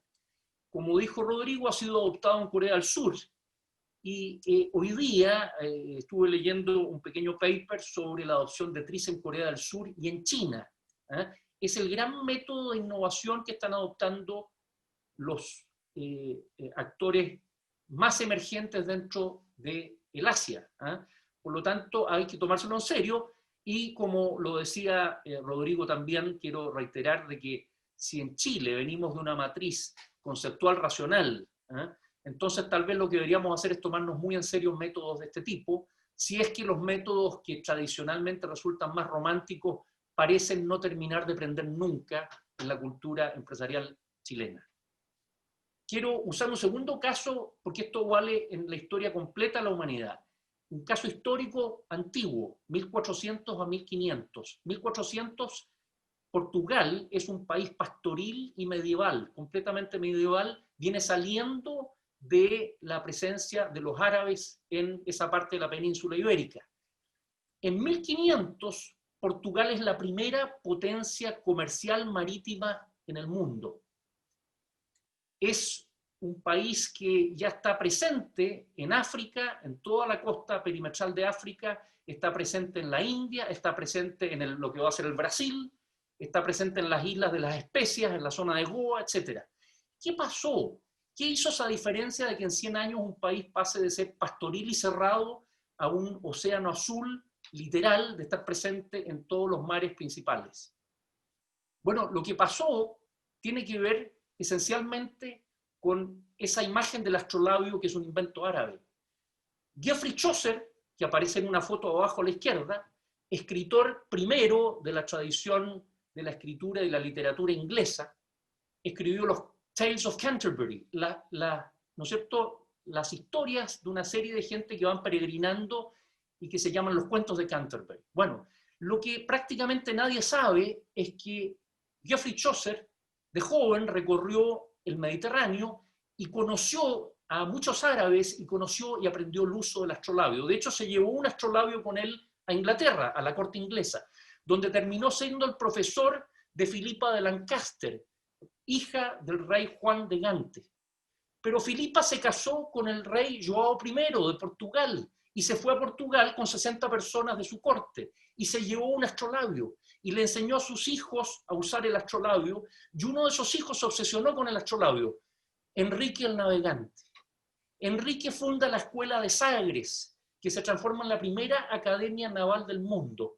Recluta a gente genovesa, capitanes, recluta gente que hacía cartografía en el ámbito árabe, recluta toda clase de expertos y desarrolla las técnicas de navegación, desarrollan la carabela que después usará Colón para llegar a América, la vela latina, los sondajes, los cuadrantes, la ciencia de la hidrografía. Es decir, hay un mundo que se abre durante esos 100 años en Portugal y que permite que Portugal, desde esa capacidad nueva, de esas prácticas que eran marginales a la cultura de Portugal, termine dominando los mares durante esos 100 años. Esa es la imagen de la zona de la escuela de Sagres, donde con una lógica muy épica, Enrique el Navegante elige el promontorio más austral de Portugal, que se proyecta dentro del océano Atlántico para señalarle a su país de que ellos van a la conquista de los mares y a la conquista del mundo conocido. Y del mundo desconocido, naturalmente, yéndose al África y el mar Índico. Segundo ejemplo, polinización cruzada. Esto es ir a buscar prácticas a otras industrias. Y esto es un caso que lo mencioné en una frase en la primera clase, pero en el que me tocó participar en los orígenes de mi carrera como consultor. Cementos Mexicanos era una empresa marginal en esa época dentro de México. Tenía algunas operaciones menores en el norte, en el sur de Estados Unidos. Pero deciden competir contra los suizos de Holcim o de Holderbank, como se llamaba en la época, que llegan al mercado mexicano a ordeñar el mercado mexicano para quitarle recursos para crecer a Cemex. Y la decisión es hacer una oferta radical. Entrega de concreto en 20 minutos. Si usted a la competencia y a nosotros tiene que llamarlos un día antes, ahora usted nos llama al mismo día y en 20 minutos tiene concreto. Bueno, esto no se inventó de la noche a la mañana, esto se inventó a lo largo de varios meses en donde estuvimos pensando de una manera muy cuniana. Y lo que hicimos fue buscar prácticas marginales en diversos lugares. Promesa de delivery. ¿Quién era el experto en promesas de delivery en la época? Federal Express. Fuimos a conocer Federal Express y a entender cómo operaban para prometer en Estados Unidos entregar un paquete al día siguiente antes de las 10 de la mañana. Fuimos a ver el 911 en Houston, Texas. ¿Por qué? Porque queríamos entender cómo la gente era capaz de recorrer ciudades congestionadas y llegar a tiempo para salvar vidas. Fuimos a ver Domino's Pizza, que nosotros mismos que vivíamos en California en la época, usábamos los fines de semana con una oferta de 30 minutes or your money back. O sea, si usted no recibe la pizza antes de 30 minutos, nosotros, el negocio entero es un costo hundido. Todo o nada. Y también fue la primera flota de camiones en el mundo con GPS instalados. Valían, recuerdo, $1.000 cada uno de los GPS que se instalaron en la flota de camiones revolvedores de Cemex. Eso era una práctica marginal que vivía solamente en la aviación, y lo digo como piloto. Los GPS eran una rareza absoluta el año 93. Un segundo caso de polinización que tiene que ver con nosotros, porque Darwin, mucho de su teoría que él publica en 1859 sobre la evolución de las especies, se afirma en evidencias que él encontró en lugares como la costa chilena. Particularmente hay una imagen ahí del Beagle, del barco del capitán Fitzroy, en las costas de Navidad, con las costas, los cerros de Navidad en el fondo, en lo que era la sexta región, la región de O'Higgins hoy día. El 22 de septiembre de 1834, Darwin, que en esa época tenía ese aspecto de hombre joven, está en las costas de Navidad y está recolectando, usando prácticas marginales en esa época para una cultura como la chilena, y que provenían, entre otras cosas, de la biología y de la geología. Está recopilando especímenes en las laderas abruptas de la costa de Navidad, porque en esa zona el mar se había, la costa se había levantado, ¿no es cierto?, por el proceso de subducción, y había fósiles en las laderas. Bueno, quiero ilustrar lo que ya en esa época fue la recepción de estas prácticas marginales por parte de nuestra cultura chilena bastante medieval, como lo hemos conversado en sesiones anteriores, ¿no es cierto?, y con un racionalismo muy dogmático. El día 13 de septiembre de ese mismo año, Darwin fue invitado a una cena en la casa de un señor muy importante que tenía un fundo en San Fernando, cerca de Navidad. Esto fue unos días antes de estar recogiendo especímenes, particularmente en Navidad. Y esto es literal traducido del diario de Darwin, de ese día, 13 de septiembre de 1834. Mi anfitrión me dijo, literalmente dice Darwin, aquí hay gato encerrado, usó la expresión gato encerrado. Nadie es tan rico como para enviar gente a recoger ese tipo de basura. No me gusta. Si uno de nosotros fuera a hacer cosas así en Inglaterra, no, el rey de Inglaterra ya nos habría expulsado de su país.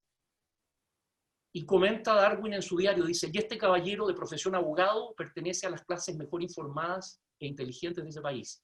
Así que, lamentablemente, para una persona como Darwin, que pocos años después iba a revolucionar la historia de la humanidad con su teoría de la evolución de las especies, nosotros en esa foto particular, puntual, porque evidentemente recorrió muchas zonas de Chile y encontró gran valor en todo ello, quedó con esa identidad bastante lamentable.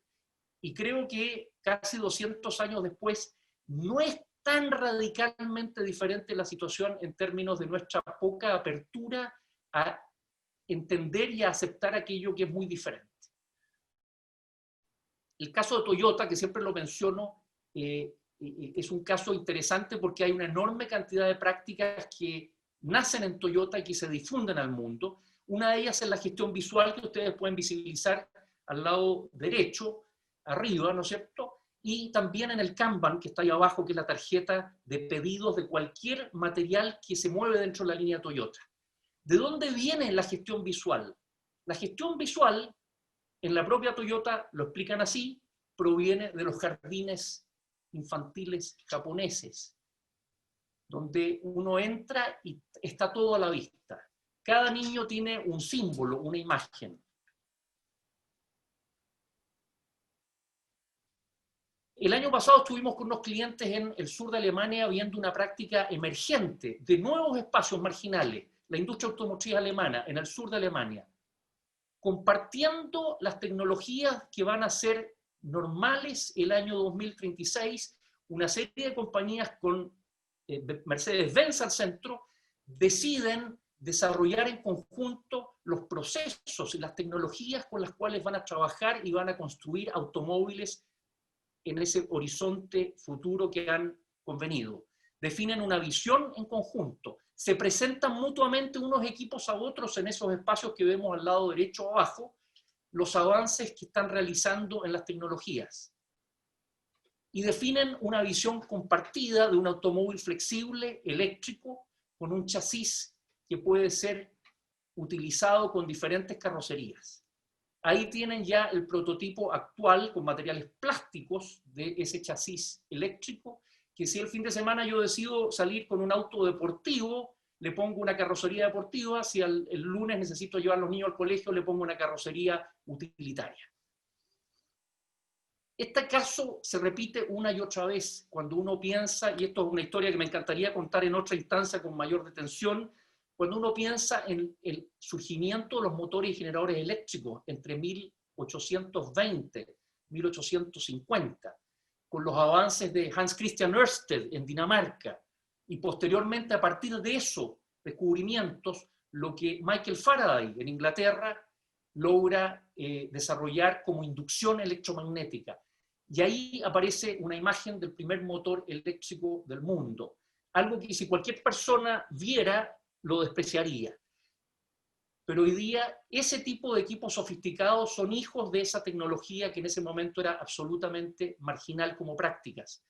Lo mismo pasó con el transistor en 1947 y con su evolución posterior. Esa foto del primer transistor a la derecha, en el lado izquierdo de la derecha, es lo que vieron los japoneses de la Sony cuando el año 51 estuvieron en esos laboratorios y se encontraron con que les vendían eso por $10.000 la licencia, porque todavía no tenían muy claro para qué lo iban a usar en el consumo masivo.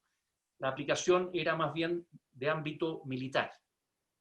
Ahí está el primer chip de silicio, el primer transistor, microtransistor, ¿no es cierto? Y a la derecha está el primer chip de silicio. Esto es Fairchild Semiconductors y posteriormente Intel.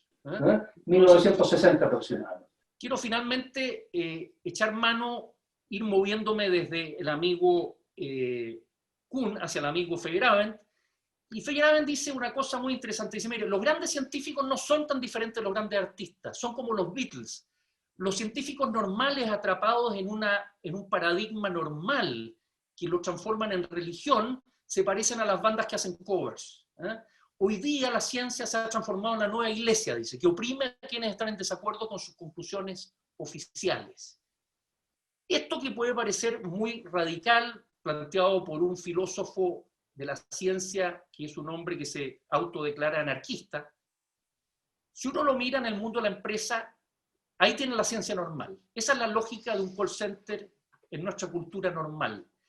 Esta es la lógica de un call center en Zappos, que es la empresa más exitosa en ventas por teléfono en el mundo. Son expertos en venta de ropa femenina, zapatos y carteras Zapatos de mujer y cartera, en donde si es necesario que una persona esté 10 horas hablando con un cliente, lo puede hacer.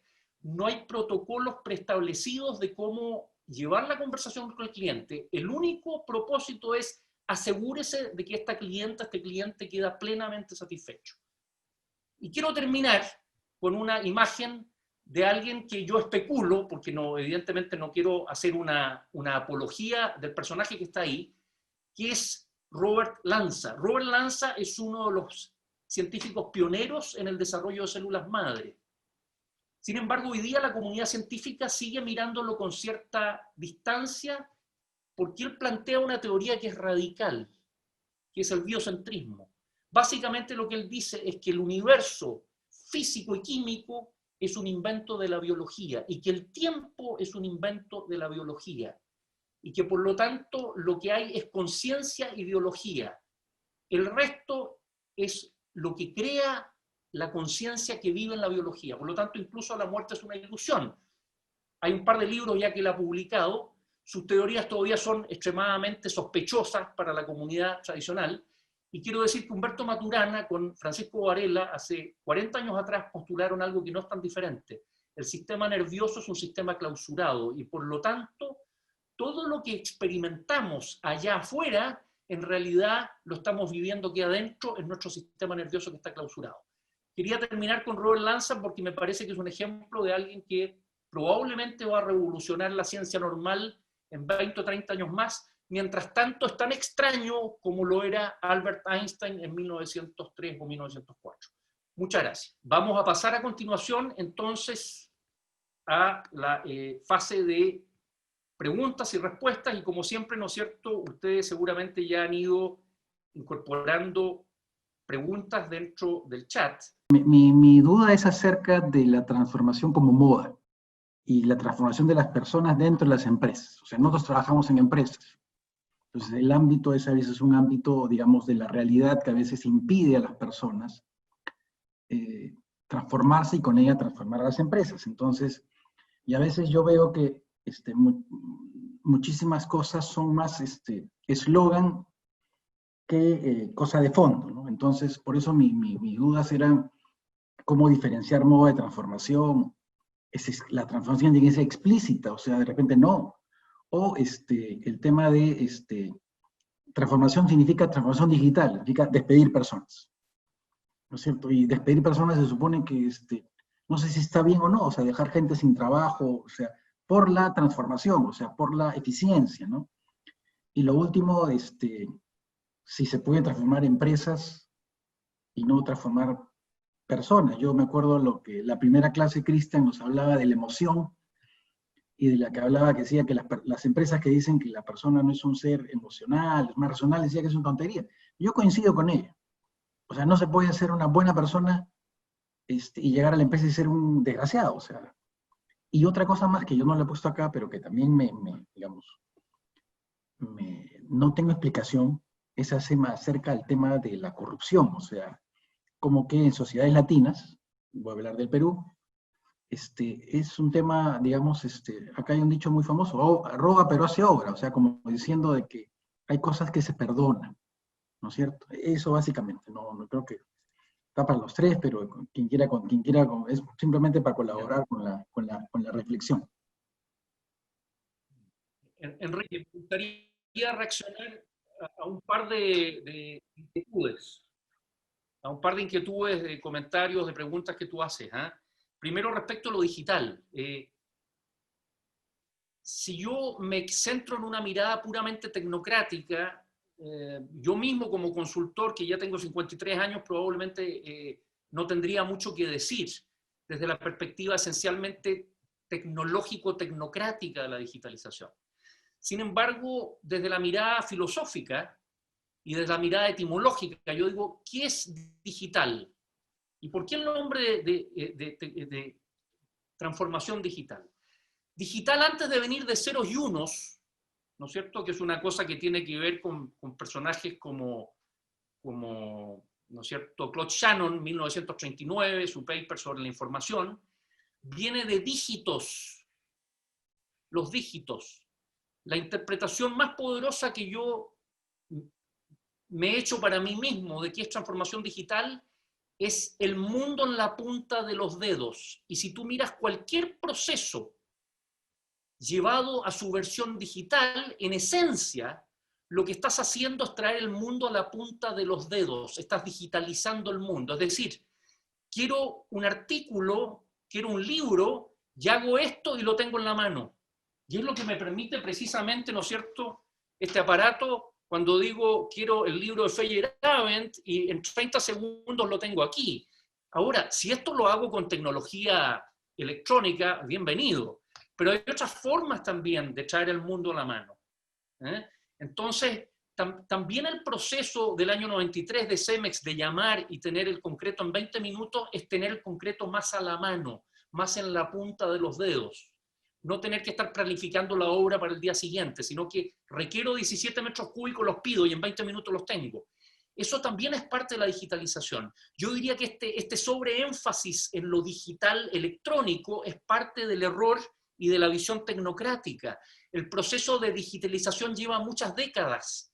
Estamos crecientemente avanzando en la dirección de que todo esté a la mano, en la punta de los dedos. Quiero proponer esa interpretación que es más filosófica y le voy a ceder la palabra a Rodrigo.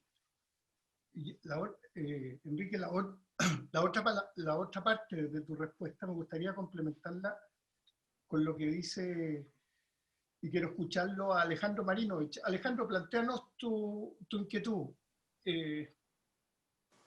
Bueno, la inquietud es que hoy en día en Chile, y quizás es un movimiento latinoamericano, y eventualmente vemos indicios en varios otros lugares del mundo con otras culturas, que parece haber un sector que cree que busca la transformación social, sin embargo cree que sin violencia no hay transformación. Entonces parece haber un principio que la violencia se justifica en sí misma porque se está buscando la transformación. Entonces, como sociedad que todos estamos de acuerdo en que se puede requerir transformaciones, ¿cómo se enfrenta ese conflicto en que es tan difícil vivir en violencia? Gracias, Alejandro. Y Enrique, mira, quiero tratar de englobar las dos preguntas en una sola, porque me pareció escucharte, Enrique, confírmame con un gesto, de que si estábamos despidiendo personas o estábamos bien, en función de los puros resultados, a la larga podríamos estar mal. Yo tengo una tesis más radical que vamos a poderla explorar en profundidad la próxima clase, cuando hablemos de Schumpeter y de Marx, y de esta dicotomía entre la destrucción creativa y el método de Marx. Pero adelantémonos un poco porque a mí me da la impresión que va bien. Mi opinión es que no estamos siendo suficientemente capitalistas por este pasado francés y por este pasado cartesiano. Si ustedes se dan cuenta, Tom Peters en un libro llega y dice que la gran diferencia entre Europa y Estados Unidos en un periodo de 20 años, aparentemente entre el 78 y el 98, era que Europa había creado 5 millones de empleos y Estados Unidos 25 millones. En consecuencia, ¿cuál era el problema que había ahí?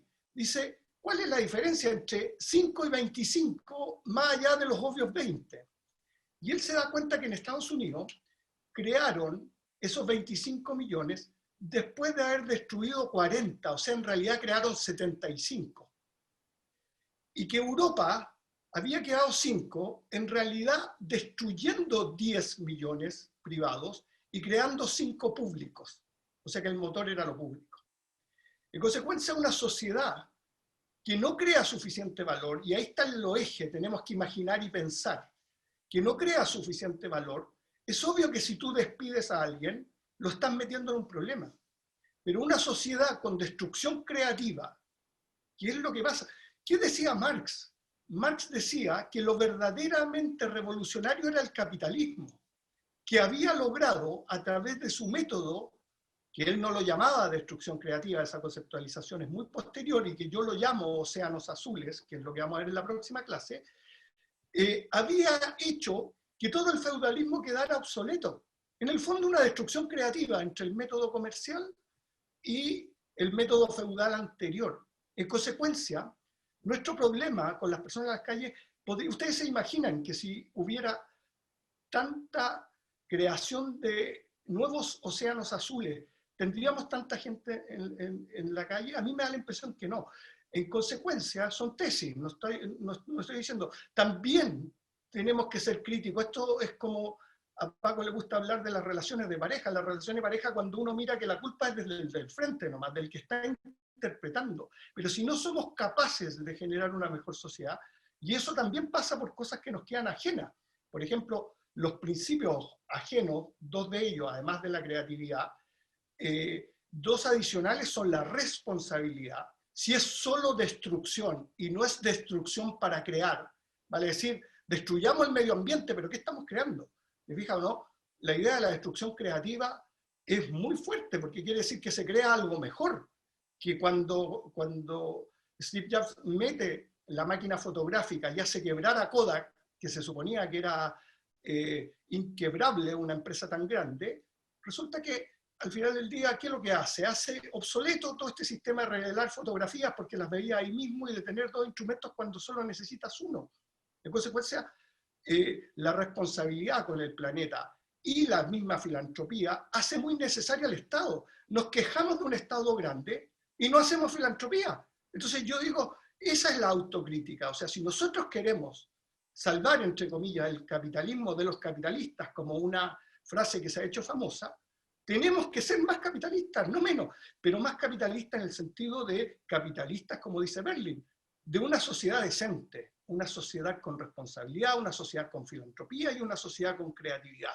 Entonces, Enrique, ¿tú te imaginas un mundo así, como dice la canción de John Lennon? Y a mi modo de ver, está en nosotros tenemos todas para defendernos. Si lo que proponen en las calles, para mi modo de ver, es solo destrucción. Y la destrucción creativa en realidad es una destrucción para mejorar, a lo Hegel, como veníamos viendo.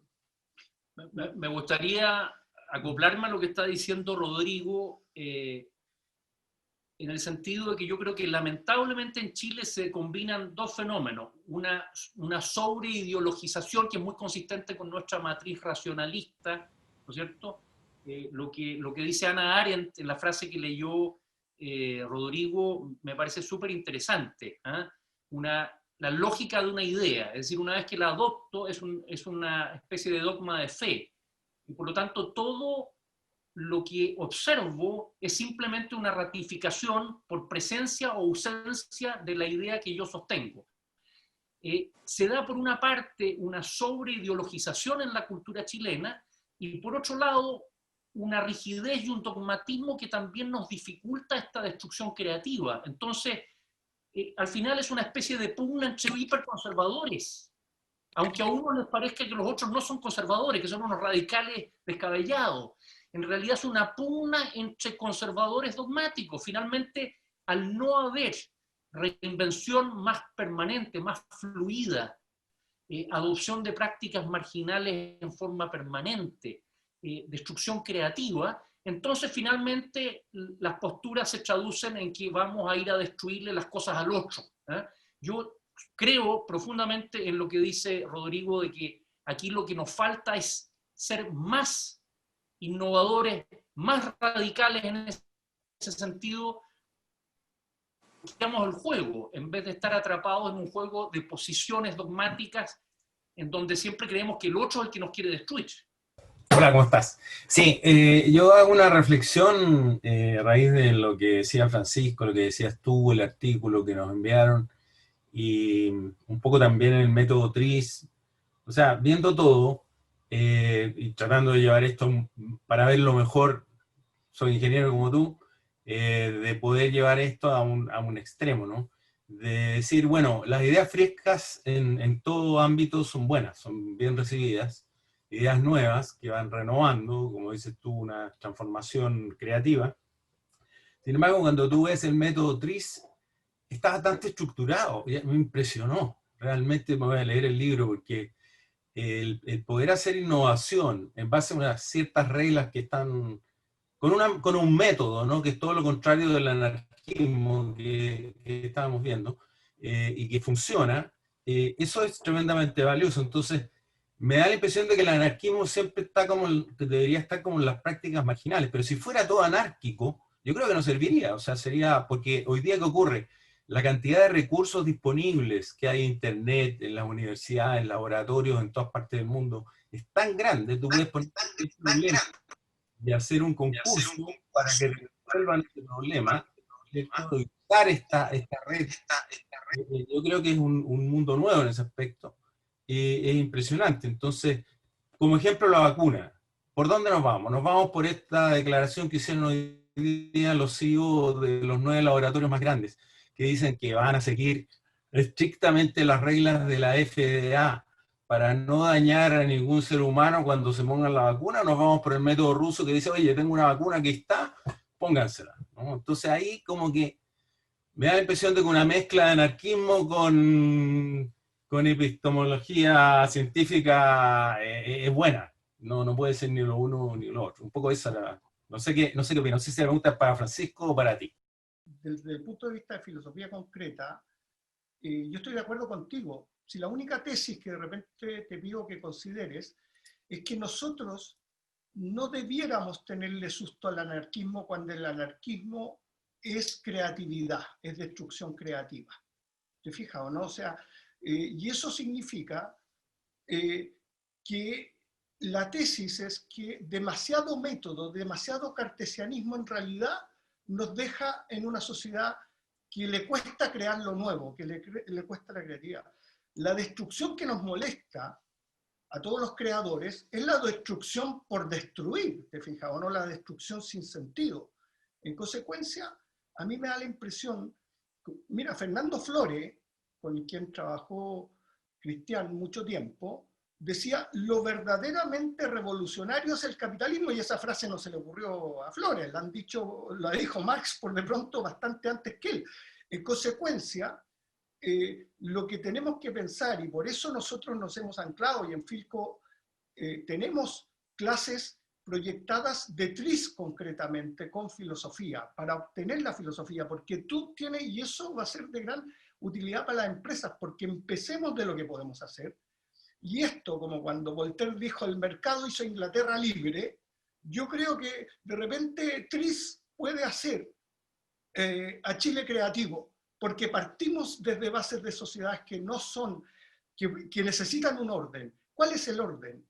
Es que hacer transparente con esos ojos de búho que digo yo, cuáles son los principios que están detrás de la creatividad. Porque TRIS lo han bajado los coreanos para enseñar TRIS a los niños, y TRIS lo han agarrado en todos lados, y yo lo estoy reivindicando como una filosofía, y no hegeliana, sino que esencialmente kantiana, porque los ojos los pone Kant.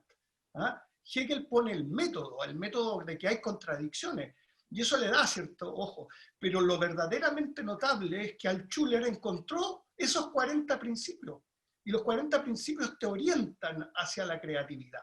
Entonces, dentro de Filco, en este afán de fomentar la creatividad y fomentar el pensar, TRIS es central, y contamos con el mayor experto de TRIS que viene, que está en la Universidad de Santa María, como parte del equipo, como una llave de solución para la creatividad, digamos, y anclado en lo que es filosófico. Porque, ¿cuál es la gracia de lo filosófico cuando tratamos de sacarle la filosofía al océano azul, o cuando tratamos de sacarle la filosofía a TRIS? Es que después tú eso lo aplicas en cualquier lado. ¿Te fijas o no? Porque ya es el método esencial, o sea, los ojos del búho, de Merli, mi ídolo, que al final del día te permite apiarte el caballo, como se dice en el campo, de manera práctica, digamos. En nombre del anarquismo y de la creatividad se hacen luego métodos que son prácticamente recetas, ¿no? Y eso evidentemente va un poco en contra del espíritu de esa creatividad. Y por otro lado, primero que no es creatividad, y segundo, también se puede vanagloriar y casi que exagerar el lugar que debe ocupar ese supuesto anarquismo. Además hay que entenderlo muy, creo yo, al pie de la letra, ¿no? Es decir, que no hay un arjé, no hay un origen único, no hay un principio único que deba regirnos, sino que podemos innovar, digamos, ¿no? Yo creo que ese es el elemento fundamentalmente anarquista, de no seguir reglas, meramente porque estén dadas, sino siempre someter a examen las reglas que nosotros mismos nos hemos puesto. Eso para empezar, darnos cuenta de que las reglas en el fondo o nos las hemos puesto nosotros mismos o las hemos aceptado en algún momento de forma más o menos explícita. Entonces, ver que son reglas, que son respuestas para problemas, que son respuestas para preguntas, y que tanto las preguntas como las respuestas pueden cambiar. Y en ese sentido, yo creo que esa mirada es la que permite una apertura a nuevos tiempos, a nuevas sensibilidades. Tampoco creer que una fórmula va a resolver el problema de un país, por ejemplo, ¿no? Yo creo que justamente cuando también hablaba Cristian de los estados anímicos, y aquí Enrique también lo recordaba para la empresa, ¿no? Probablemente, no soy yo quien para decirlo, pero en Chile hay un sentimiento de injusticia profunda, muy arraigado, ¿verdad? Y de una injusticia profunda que no va a ser más capitalismo la que digamos, solviando, la que acabe con ella. O sea, decirles eso de antemano a muchas personas, yo creo que es prácticamente no saber captar un poco cuál es la sensibilidad que está ahí latiendo. Otra cosa es decir, mejor capitalismo, ¿verdad? Eso ya es otra cosa, ¿verdad? Es decir, cuidado, un capitalismo, pues, que tiene en cuenta lo que estaba diciendo Enrique, de los despidos, que tiene en cuenta crear, y justamente crear para dar mejores condiciones de vida a la mayoría, y no para dejar sin trabajo y en la precariedad a una gran parte de la población, porque si eso es la receta, obviamente va a aprender más violencia y no menos, ¿no?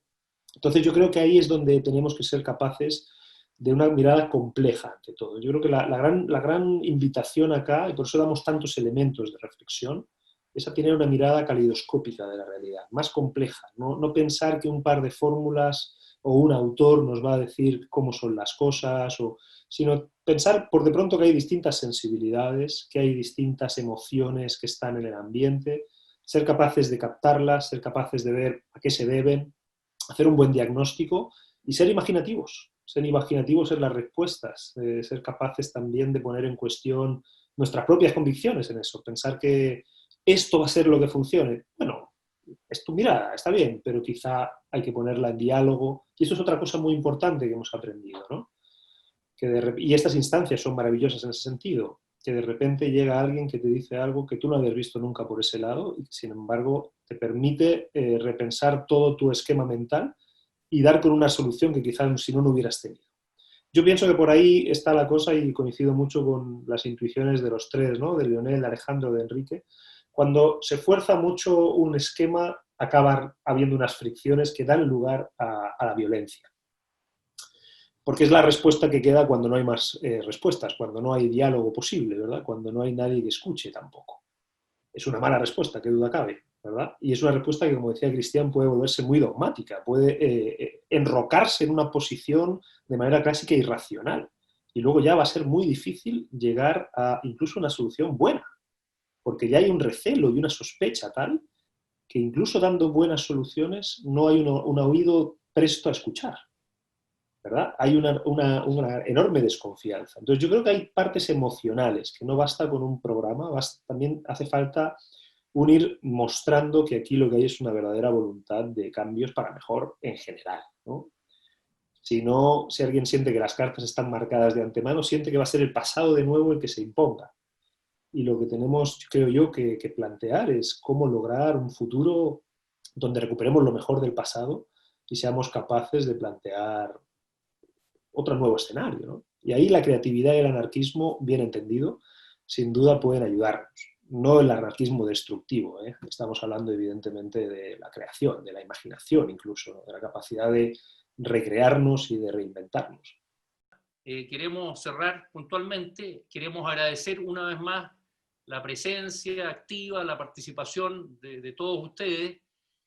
Muchísimas gracias, muy buenas tardes y esperamos verlos a todos el próximo martes a la misma hora. Muchas gracias. Chao.